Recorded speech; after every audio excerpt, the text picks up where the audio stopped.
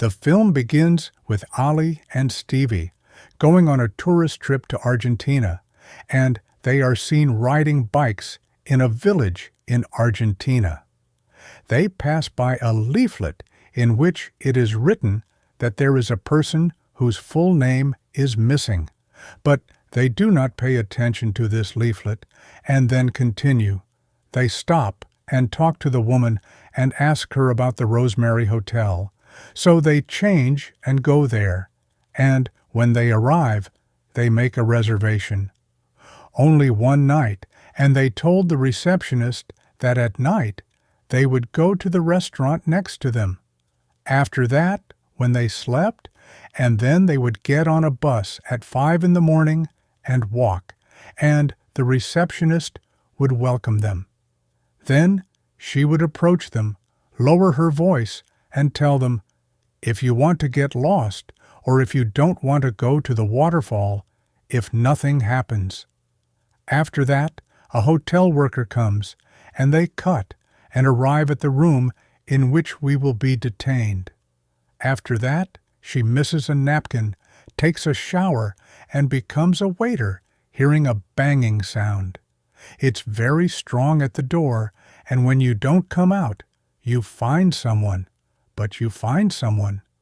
Some towels and bathrobes are placed next to the door, so they take them and go inside afterward.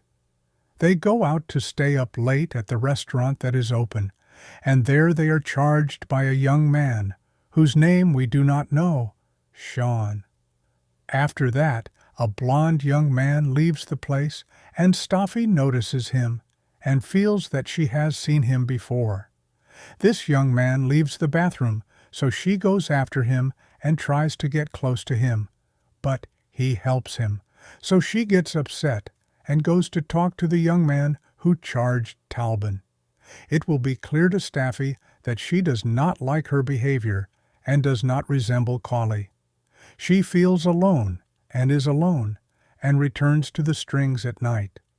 When Collie is standing with Sean, she hears Staffy, and she knows that Collie brought Sean with her to the strings, and that Staffy comes out and moves away from him and closes the door. Instead of Sean, he bangs on the door forcefully, and he comes out. The blond young man, we know his name is Michael, and Michael tries to silence him and leaves the place, and they are about to suffocate. Together, but the office employee comes. He separates them at the last minute, and in the morning, Staffy wakes up and says they are late, and the bus goes to them, so they have to book another night at the hotel. And when Staffy is standing and reserving the room, the hotel employee comes and calls the receptionist, and Staffy notices a paper written on it is a brown cat and a yellowish fish that ate the waterfall, and we know that the message contains an encrypted puzzle, and she senses that something is wrong. A stranger in the place, and Ellie insists that she will lose her mind and stop her. They will ride their bikes and miss an area called Villa Dal, which is the same area as the one at the waterfall. The receptionist told them it was there, and they would go by the waterfall to sunbathe for a bit. When she told her, she told me that they had to go now. She would be angry with her and tell her that he was coming here for her sake, and that she was trying to make her happy, and that she had tried to get to know each other. I met the young man yesterday, but she refused, so Staffy got annoyed and told her that she was conservative, and not these things suit her, and she leaves her staff and walks and goes to the area they were planning to go to after the waterfall. Then she sends Ellie a message and asks her if they will go to the restaurant together. She responds to Ellie and tells her that I will be there in an hour. I will be there, and I notice at this time that there is someone watching me, but he shows that he is there. Someone is approaching her and suddenly attacks her, and she goes to the restaurant that she used to go to, but she doesn't. You will find me there. When she checks the messages on her mobile phone, she does not find that they were sent for anything. So she says to them, "Staffy," and she walks on the road. She sees Michael, and he replies to her that she will go out with him, but she refuses and goes to the waterfall to look for someone, and Michael follows him, but they do not find anyone. They only find a mobile phone and blood on the floor, so she gets very worried and calls Staffy. At the police, the officer comes, and it is clear that he knows Michael, but it is not clear what exactly their relationship is, and they are telling me what had happened, that the first time he knew that she was choking with Staffy, he did not care about the matter and thought that she had just finished and walked away, and after a while she would come back and leave him, and he would walk away without any interest, and Staffy would notice something strange about him, that he had no interest in the fact that he was a tourist who suddenly disappeared, and she was more surprised that Michael cared so much about the subject, so the officer said that he was in. There are countless cases of a tourist disappearing from here and asking him if no one had guessed or told him about this place. The officer says that after 24 hours there will be meetings. The police forces will start looking for her, and they can't do anything other than this. But staff notices that he didn't say anything to him and didn't make a report, and you don't know anything else except that she goes out and asks the people of the village if they saw her or not. But in the way she notices that everyone is ignoring her, or they tell him no, that they don't know anything about Ali then, and she somehow meets Shawnee, who the first time he sees him runs away from us, and she continues to follow until he reaches the bridge and is able. He runs away from us. She comes back and finds someone who has vandalized his bike. There she finds her room not being opened with the key he had with her, and she finds a window locked by Michael. It's open, so she misses her and starts searching for Michael's things. She finds the bracelet belonging to Ali with the bag behind him, so she immediately runs away from the police officer and informs him that she met him, but he doesn't care about what he said. The second time later, she misses her and sits with the receptionist, and it becomes clear that the employee is worried about something specific, and inside, she glimpses that he is driving to the airport and passing by. In front of him, she steals his shipment, follows him, and arrives at a deserted place when she goes down to look at the place. She feels that someone is watching him, and he is like him. When she sees him, she is afraid of him, and he is trying to guide her. She takes out the bracelet that belongs to Ali. She confronts him about it, so he tells her that this bracelet does not belong to Ali. This belongs to Camellia, my fiancée.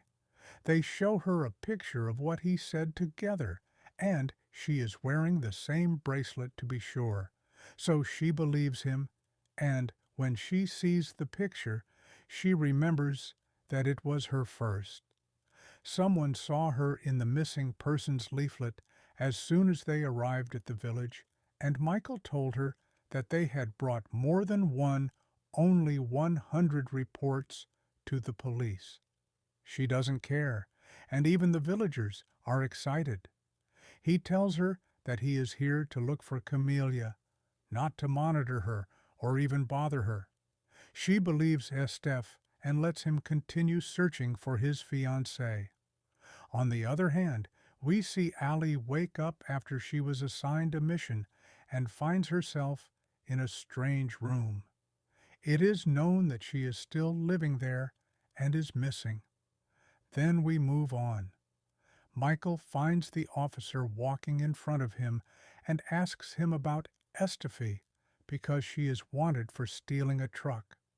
Michael is surprised and tells him that he is more interested in stealing a truck than in the disappearance of people.